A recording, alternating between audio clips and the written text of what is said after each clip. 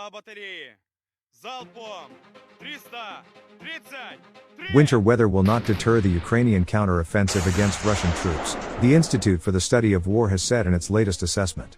The U.S. think tank said on Thursday that there were faulty assumptions by Western officials that the cold weather could stop hostilities or see them enter a stalemate, which could pave the way for diplomacy between Moscow and Kyiv. This follows reports that Ukraine's allies question Kyiv's ability to remove Russian troops completely from occupied areas and doubt that either side can achieve all of their military aims. However, the ISW noted that autumn and springtime mud can also slow or halt military advances, as well as insufficient wintertime equipment. It said that some equipment would need to be adapted for colder weather and shortages of equipment or ammunition could slow advances due to logistical difficulties, not winter weather. Winter weather could disproportionately harm poorly equipped Russian forces in Ukraine, the ISW said.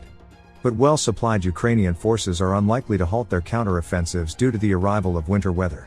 It also concluded that Ukraine may actually be able to take advantage of frozen terrain to move more easily than they could in the muddy autumn months. If fighting does halt this winter, it will be due to logistical challenges and the culmination of several campaigns on both sides, it added. The ISW assessment comes after Moscow announced it was retreating from Kherson, the capital of the region with the same name which it seized early in the war.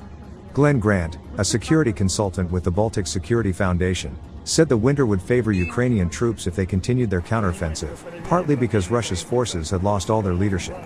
I haven't seen any evidence of quality leadership at the tactical and operational level in the Russian forces for the past 3 months, he told Newsweek. The winter is a time when you need leaders because you have got to keep the battle discipline going and they have no chance of doing that. There's a few units probably that can, but once you start watering down the front line with mobilized soldiers who don't want to be there, then the actual demands on leadership go up exponentially. In September, Russian President Vladimir Putin announced a partial mobilization, which has been beset by problems, with reports of those being drafted getting little training or equipment. Grant said that as well as leadership issues, Russian troops would be hampered by a lack of knowledge of how to deal with equipment in the cold. Making a tank work in -10 or -15 is a real-life skill. Most of them won't be able to do that.